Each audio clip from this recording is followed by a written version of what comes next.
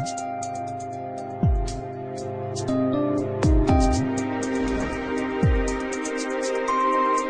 this is Sheldon here from the Currency Advisory Desk with today's report. Well, we look at the international scene first. British retail sales came in lower at a negative 0.9% versus an expectation of 0.4%. So there was a minor drop reported last evening in the retail sales happening in the United Kingdom. Now moving to the United States, well, we had a lot of positive flow of numbers, and this sort of phenomenon which is happening for the past few days is continuing in the US. Now we had a better number for unemployment claims, which came in at 309,000 versus an expectation of 331,000. So the unemployment claims have reduced in the US, which is a positive for that economy. Also, the existing home sales and the Philly Fed Manufacturing Index were higher at 5.48 million and 22.3 respectively. So we are seeing that for the past few days we are getting a lot of positive data influx from the US and the Euro region. But however, if we look at the next slide, that is, we can see that the emerging market currencies were on a roll after the Fed shocker of maintaining status quo. Now, even though there have been a lot of positive figures coming in from the US per se, the Fed did not go in for any sort of tapering as was discussed earlier. And we saw the effect of that yesterday on the markets, on the global markets. I mean, equity markets rallied, and all the, you could say, emerging market currencies which were depreciating gave a very good pullback yesterday.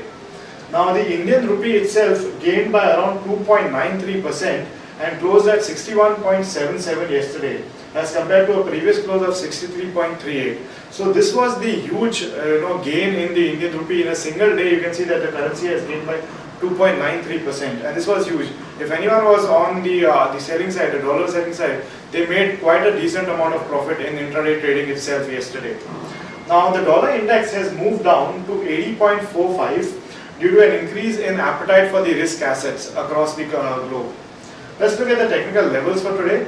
Firstly, the dollar rupee, we are talking about the futures contract here. The dollar rupee closed at 61.95 and we advise a buy, and the strong support is there at around 61.06 and we see a resistance around 62.77.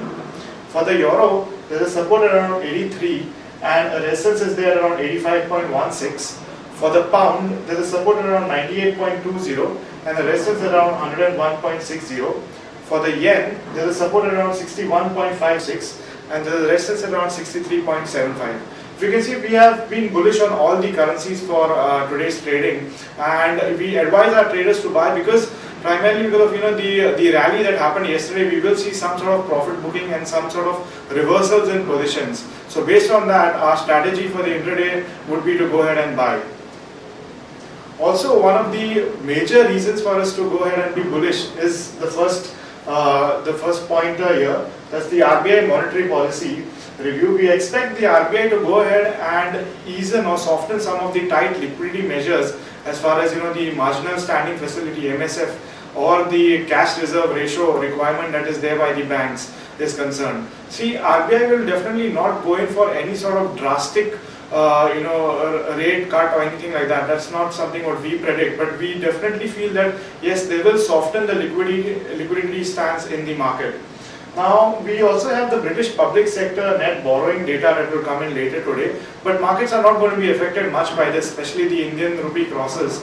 Primarily, the full focus will be on the RBI monetary policy, and that's how we see traders going ahead and probably executing their trades.